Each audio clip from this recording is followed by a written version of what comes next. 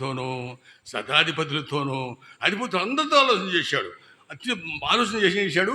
ఆ మందసాన్ని తీసుకొచ్చే టైంలో వెంటనే మందసం కదిలినప్పుడు చేయి జాపాడంతే, వెంటనే అక్కడికక్కడే చనిపోయాడు ఆయన విద్య. కాబట్టి పిల్లరా, దేవుని ఇంటికి వచ్చేటప్పుడు చాలా జాగ్రత్తగా రావాలా. మనం ఎటువంటి వారమైనా సరే మనం ఎక్కడున్నామా ఏంటని చెప్పి అక్కడ మనం తెలుసుకోవాలా. తర్వాత ఇంకొక మాట జ్ఞాపం చేస్తాం. మీరు పందాక చెబుతుంటే ఒకటి ఈ వాక్యం చెబుతుంటే ఇక్కడే చూసి అక్కడ చూసి అక్కడ మీకు కథలాగా చెబుతున్నా. అక్కడ యోన అని ఒక చెప్తున్నాడు. ఆ యోన గారు కూడా చూసావా, ఒక ఊరు నుంచి ఒక ఊరు వెళ్ళమన్నాడు ప్రభు. ఈయన ఏం చేశాడు, సొంతంగా వెళ్ళేవారికి ఏం చేశాడు, ఇక దాని మీద సముద్రంలో అక్కడ పెద్ద తుఫాన్లాగా వస్తే ఓడ, పెద్ద ఓడ, అది కూడా ఓడని వెళ్ళింది కాబట్టి ఓడలు ఎక్కాను, విమానాలు ఎక్కాను, ఎన్నెన్నో చేశా. తీసుకెళ్ళి సముద్రంలో పడేసినాక తిమ్మింగలం మింగింది. 3 రోజులు ఉన్నాడు ఆ కడుపులో సావకోకుండా. తర్వాత కక్కిన తర్వాత మళ్ళీ అక్కడికి వచ్చాడు. వచ్చిన తర్వాత అప్పుడు చెప్పాడు దేవుడు, ఇప్పుడు కానీ సిగ్గు వచ్చిందా, 3 రోజులు ఉన్నావు కదా తిమ్మింగలం కడుపులో, ఇప్పుడు కన్నా నేను చెప్పినట్టు చేయని చెప్పన్నాడు. ఆ ఊరంతా చాటింపేశాడు. చాటింపేసిన తర్వాత అయ్యా మరి మీరు రండి, ఈ విధంగా మరి ప్రార్థన చేద్దాం, ఫాస్టింగ్ ప్రేయర్ చేద్దాం, ఉపవాసం ఉందాం, అన్నం తినొద్దు, ఏం పశువులకు మేత ఇవ్వద్దు, ఏం చేయొద్దు, అందరం కలిసి ఉపవాసం ఉందాం, దేవుడిని అడుగుదాం. ఇప్పుడు నేను ఆర్టీసీ ఆఫీసర్గా పనిచేసేటప్పుడు వాళ్ళు అడుగుతారు వర్కర్స్, డ్రైవర్లు, కండక్టర్లు, చెకింగ్ ఇన్స్పెక్టర్లు, వాళ్ళందరూ కలిసి అయ్యా మరి అడిగింది మాకు ఏంటి అని చెప్పి అడిగితే, నా సొంత పని కాదు, గవర్నమెంట్ ఇవ్వాలా, గవర్నమెంట్ ఇస్తే నీకు ఇస్తా. అయితే నా మీద కోపంతో నా మోటార్ సైకిల్ సీట్ కట్ చేసేవాళ్ళు. నేను ప్రయాణం చేసే జీబు ఉంటుంది, చెక్కింగ్ అని వెళ్తూ ఉంటా, ఆ జీబు సీట్ కోసేసేవాళ్ళు. అప్పుడు అన్నాను, అరే మీకు ఎవరికైనా ధైర్యం ఉంటే రండిరా, నాతో మాట్లాడండి. ఆ సీట్ మోటార్ సైకిల్ ఏం చేసింది, జీబు ఏం చేసింది అన్న.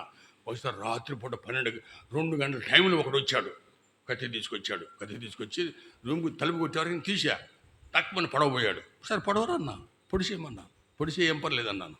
ఏం పడవలవాడు పడవపోయారికి ఇక వెళ్ళిపోయాడు. తెల్లారి పొద్దున్న ఆఫీస్కి రావటం వేసేసే దెబ్బకి సస్పెండ్ చేసేసి ఉద్యోగం తీసి పడేసా. అప్పుడు వాళ్ళందరూ అన్నారు, వర్కర్స్ అందరూ వచ్చి, సార్ ఏంటి సార్ వాడు, ఏం తెలియదు సార్ అడిగింది, వాడిని పిలువమన్నా. వాడిని పిలువంటే పిలిచాడు. వాడేమంటాడు, అమ్మో అయ్యగారిని అంత మాట అంటాను సార్, పుడుతానంటాను సార్ నేను. ఆడికి దేవుడికి తెలుసు, నాకు తెలుసు వాడు చేసిన పని. ప్రజలందరి దగ్గర అని చెప్తాడు, అబద్ధం ఆడుతున్నాడు. అయినా కానీ వేసేసే దెబ్బకి. వేసిన తర్వాత కడుపు గాలిన తర్వాత అప్పుడు అమ్మగారి దగ్గరికి వెళ్తే, అయ్యా అమ్మగారు చెప్పిన మాట ఎవడండి అయ్యా, ఇది ఈ సంచులు వేసుకుంటారు, బుడగ సంఘాల వాళ్ళు వేసుకుంటారు, గంగిరెడ్డి వాళ్ళు వేసుకుంటారు, ఈ సంచులు వేసుకున్న దగ్గరికి వెళ్ళమన్నారికి ఆడికి వెళ్ళారు. అక్కడ తిమ్మూతి గారి కౌంట్ ఒకటి ఉన్నాడు. ఆ కౌంట్ ఆయన ఉంటే నెమ్మదిగా ఈశ్వరం గారు అంత శిక్ష ఇవ్వకు వర్కర్స్కి అని అంటే, నీ కాళ్ళు గడగమని అడుగుతా కానీ తప్పు చేస్తే వేసేటే. ఆ విధంగా నిష్పక్షంగా పనిచేసేవాడిని దేవుడు అందుకని నన్ను దీవించాడు. యథార్థవంతుల్ని దేవుడు ఏం చేస్తాడు, వద్దలు చేస్తాడు. ఫాస్ట్ గారు చెప్పాడు. అందుకని యథార్థవంతంగా ఎప్పుడు చూస్తూ వచ్చాను, దేవుడు ఏం చేశాడు, గొప్ప కార్యాలను నా పట్ల చేస్తూ వచ్చాడు. ఇక్కడ చూడండి, ఇంకొక మాట అంటున్నాడు 345 పేజీలో, దావీదు సహస్రాధిపతులతోనూ శతాధిపతులతోనూ అధిపతులందరితో ఆలోచన చేశాడంట ఆ దేవుని మందసం తీసుకెళ్తేప్పుడు. అయితే దేవుని దగ్గర విచారణ చేయాలా. ఎప్పుడైతే ఉజ్జియా చనిపోయాడో అప్పుడు భయపడిపోయాడు. అట్లా ఇప్పుడారా మనం అందరి దగ్గర ఆలోచన చేస్తాం, ఇదిగో మనం ఫలానాకి వెళ్తున్నాం, ఎదురు రావాలా, నువ్వు ఎదురు రావాలా అని చెప్పి రకరకాల ఎదురుకొత్తే ఏమవుద్ది, శవాలు ఎదురుకొత్తే ఏమవుతాయి, ఇవన్నీ లేనిపోయిన తతంగాలు చేస్తారు మనవాళ్ళు. అందుకనే ప్రార్థన చేసుకొని వెళ్తే దేవుడు గొప్ప కార్యాలు మన పట్ల చేస్తానన్నాడు. కాబట్టి మనం ప్రార్థనాపూర్వకంగా ఉండాలని ప్రభు కోరుతుంటున్నాడు. అట్లాగే ఈ యోనా గ్రంథంలో కూడా మరి అక్కడి నుంచి మరి ఉపవాసం ఉన్నాడు. తర్వాత ఆ సింహాసనం నుంచి దిగిన తర్వాత గోని పట్టి కట్టుకున్నాడు, బూడిది రాసుకున్నాడు. అందరూ కూడా ప్రపంచం అంతా ఆ యొక్క ప్రపంచం అంతా కూడా చనిపోతుందని చెప్పంటే అప్పుడు వీళ్ళందరూ ఉపవాసం ఉండి ప్రార్థన చేశారు. అప్పుడు దేవుడు ఆటోమేటిక్గా వెళ్ళి మంచి ఉన్నతమైన స్థితికి తీసుకొచ్చాడు. ప్యార మన ఉపవాస ప్రార్థన గుర్తికి పోదు, గుర్తుపెట్టుకోండి, ఖచ్చితంగా మన పట్ల నెరవేరుస్తాడు దేవుడు. నీ కొడుకు కోసం, నీ కూతురు కోసం, నీ అల్లుడు కోసం, ఎవరి కోసం ప్రార్థన చేస్తావో ప్రార్థన చేయి, దేవుడు గొప్ప కార్యాలు మన పట్లగా చేస్తాడు. అప్పుడు దేవుడు గొప్ప కార్యాలు మన పట్ల చేస్తాడు. కాబట్టి మనం విశ్వాసంతో ఎట్లా చేయాలి, మనం విశ్వాసపూర్వకంగా చేయాలి. తర్వాత మనకు వచ్చే దాంట్లో కూడా 10వ భాగం తీయటం బాగా నేర్చుకోండి, గుర్తుపెట్టుకోండి. 10వ భాగం ఎప్పుడైతే తీసి ఆ గల్లా పెట్టి లేస్తామో, నేను చెప్తున్నా గుర్తుపెట్టుకోండి, దేవుడు ఎంతగా దీవిస్తాడంటే నన్ను అట్ట చేశాడు దేవుడు. చూసారా, 10వ వంతు తీయటం నేను మొదలేసాను మొదటి నుంచి. వేసిన తర్వాత దేవుడు ఎంత ఉన్నతమైన స్థితి కంటే లక్షాధికారిగా చేశాడు నన్ను దేవుడు. అందుకని చాలామంది అంటే తీరు 10వ వంతు ఆయనది కాదు, డబ్బులు అది దేవునిది. అది మనం 10వ వంతు తీయటం నేర్చుకోవాలి మొట్టమొదటి నుంచి కూడా. మా అమ్మ ఏం చేసేది, ఎప్పటికప్పుడు అన్నం వండేటప్పుడు ఇప్పుడు బియ్యం తీసి పక్కన పెట్టేది. ఎందుకమ్మంటే అయ్యా దేవుని దశమ భాగం అయ్యా అంటా ఉండేది. అదేవిధంగా ప్రియారా, మన హృదయం ఇచ్చిందే కాకుండా మన యొక్క సమయం ఇచ్చిందే కాకుండా మనకు కలిగిన దాంట్లో కూడా 10వ వంతు తీసి దేవునికి ఇవ్వాలి. ప్రభు అప్పుడు గొప్ప కార్యాలు మన పట్ల చేస్తాడు. అట్లాగే దావీదు మహారాజు కూడా అవగాహన చేసినట్టుగా మనం చూస్తాం. ఇంకొక మాట జ్ఞాపం చేస్తాను చూడండి. ఇక్కడ చూస్తే 104వ పేజీ 104వ పేజీలో అపోస్తల కార్యములో 3 అధ్యాయులు అంటాడు కదా. చూడండి ఏమంటాడు ఇక్కడ, పగల 3 గంటలకు ప్రార్థనా కాలంలా. చూసారా, వీళ్ళందరూ కలిసి మందిరంలో ఉన్నారు. ఒకడున్నాడు కుంటోడు. కుంటోడు ఎక్కడున్నాడు, అడుక్కుతుంటున్నాడు. వచ్చేవాళ్ళందరూ సంత డబ్బులు అడుగుతూ ఉన్నాడు. ఇక్కడ చూడండి ఏమంటాడు చూసారా, ప్రతిదినము అని యొక్క శృంగారపు దేవాలయంలో ద్వారములు ఉంచుతూ వచ్చి పేతురుని యోహాను దేవాలయం ప్రవేశించబోయినప్పుడు చూసి భిక్షం అడుగగా ఏం చేశాడు, భిక్షం అడిగాడు. అడగంటే మరి ఎన్ని సంవత్సరాలు ఎంతమంది లోపల ఎంతో ఆనందిస్తున్నారు దేవుని మందిరంలో. అయితే గేట్ దగ్గర కూర్చుంటే వాడికేం తెలుసుద్ది, మందిరంలోకి వెళ్తే తెలుసుద్ది. కానీ దేవుని వాక్యం గేటు దగ్గర కూర్చున్నవాడికి ఏం తెలుసుద్ది. అట్లాగే వాడు కొన్ని సంవత్సరాలు అట్లా ఉన్నాడు. అప్పుడు పేతురు యోహానులు ఏమన్నారంటే, ఒరే కుంటోడా, మా దగ్గర వెండి బంగారాలు లేవురా. ఏం కలిగి ఉన్నాం మేము, యేసు ప్రభుని కలిగి ఉన్నాం. యేసు ప్రభు నామని నడువు అన్నాడంతే. ఎప్పుడైతే నడవమన్నారో ఇక నడిచితో గొంతులు వేసుకుంటూ 2 కాళ్ళు వచ్చేసినాయి. గొంతులు వేసుకుంటే ఎక్కడికి వెళ్ళాడు, వాళ్ళ అమ్మ నాన్న దగ్గరికి వెళ్ళాడా, లేదా కుంటోళ్ళ దగ్గరికి వెళ్ళాడా, ఎక్కడికి వెళ్ళాడు, దేవాలయంలోకి వెళ్ళాడు. అందరూ చూసి అరే ఇదేంటి మొన్నటిదాకా కుంటోడు ఎడ్డ కాళ్ళు వచ్చినాయా ఏంటని చెప్పి వాళ్ళు ఆశ్చర్యపోతున్నాడు. వాళ్ళు కుంటోళ్ళే. అదేవిధంగా మనం చాలామంది ఆత్మీయంగా కుంటివాళ్ళగా ఉన్నాం. కుంటోళ్ళలాగా అంటే ఆత్మీయ కుంటోళ్ళు అంటే మారు మనసు పొందాం, రక్షించబడినాం, మందిరానికి రాకుండా లోకంలో ఉంటున్నాం. మరి కుంటితనం కదా, ఆత్మీయ కుంటితనం కదా అది. అందుకనే మనం మారు మనసు పొందినాక రక్షించబడిన తర్వాత సహవాసానికి రావాలా, ప్రార్థనకి రావాలా, ప్రార్థనలో మనం బలపడాలా. బలపడిన తర్వాత మనం ఏది అడిగితే అది మనకి ఇస్తాడు దేవుడు ప్రభు. అవును కదా. అదేవిధంగా మన జీవితాల్లో ప్రభుని అడిగి పొందేవారిగా ఉండాలి మనం. అప్పుడే దేవుడు గొప్ప కార్యాలు మన పట్ల చేస్తాడు ప్రియారా. ఎందుకంటే నా జీవితాల్లో నేను వెళ్ళిన ప్రదేశాలన్నింటిలో కూడా ప్రపంచంలో ఎన్నో దేశాలకు వెళ్తూ వచ్చాను. ఒకసారి నేను అట్లా వెళ్ళాను, నా విమానం లేచి వెళ్ళిపోయింది. అమ్మా ప్రభువా, నేను వెళ్ళి ఎక్కడ దుబాయ్లో బాప్టిజాలు ఇవ్వాలా, వాళ్ళందరికీ బాప్టిజాలు ఇవ్వాలా, విమానం వెళ్ళిపోయింది. మళ్ళీ పోవాలంటే బాంబాయి మీదకి వెళ్ళాలా నేను. ప్రభా మరి బాప్టిజాలు ఇవ్వాలి, నేను ఎట్లా ఎంత డబ్బుని ఇస్తానయ్యా, నన్ను తీసుకెళ్ళండి అని చెప్పండి. విమానం లేదండి ఇవాళ. ఇళ్ళాలని కూడా మీరు బాంబాయి నుంచి వెళ్ళిపోవాల్సిందేనండి, ఎక్కడి నుంచి విమానం లేదని చెప్పన్నారు. అప్పుడు అయినా సరే డబ్బు ఖర్చు పెట్టుకొని బాంబాయి నుంచి డైరెక్ట్గా దుబాయ్ వెళ్ళిపోయి అక్కడ బాప్టిజాలు ఇచ్చాను. ఎందుకు చెప్తున్నారంటే చాలామంది ఆ డబ్బులు మడత పెట్టి ఫినిష్. నా ఫ్రెండ్ ఒకడు ఉన్నాడు, ఆడు పెద్ద ప్రొఫెసర్ వాడు, ఇంజనీరింగ్ కాలేజీ ప్రొఫెసర్ వాడు. జేబులు పెట్టుకొని ఫినిష్ పెట్టుకున్నాడు. యారా ఎందుకురా ఫినిష్ పెడతానంటే, అమ్మో జారి పడిపోతే రా అని అంటూ ఉండేవాడు. వాడు ఇంజనీరింగ్ కాలేజ్ వాడు పెద్ద ఆఫీసర్, వాడు చాలా పెద్ద ఆఫీసర్, విశాఖపట్నం ఉండేవాడు. నేను నన్ను రేపించోడా ఆ ఫినిష్ పెడితే ఉంటారా, నా మాటని ఆ డబ్బుల్ని అంత ప్రేమించబాకరా అంటా ఉంటుండే.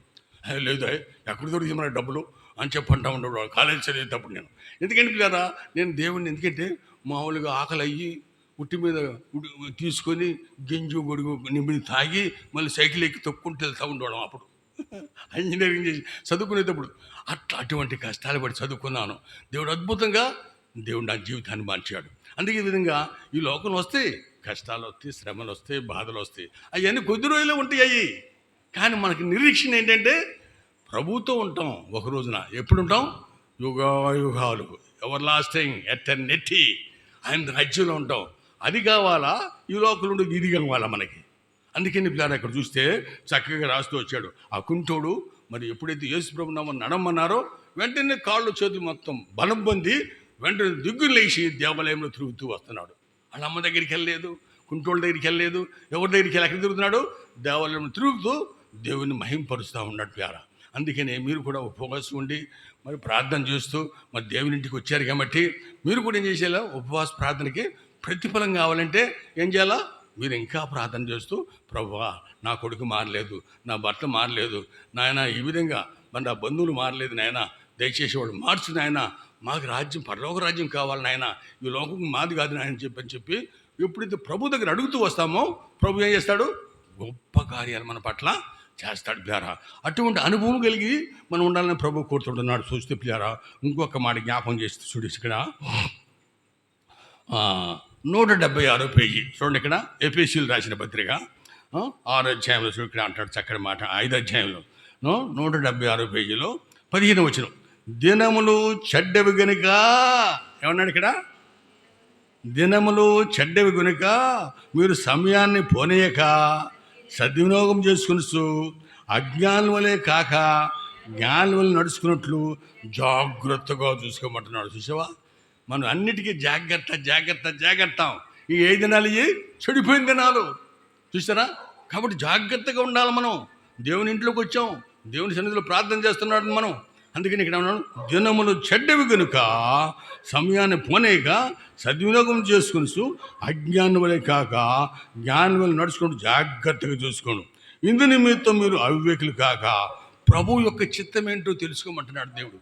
అది మన సొంత ఆలోచన కాదు, దేవుని చిత్తం ఏంటి ప్రభా? మరి ఇట్లా నా కూతురికి పెళ్లి చేయాలా, నా కొడుకు పెళ్లి చేయాలా, మరి ఉద్యోగం కావాలా, అయ్యా నీ చిత్తం ప్రభా, నువ్వు చెప్పునైనా దాన్ని బట్టి మేము వెళ్తామని చెప్పి ప్రభువుని అడగాల. ముందు ప్రభువు చెప్తాడు.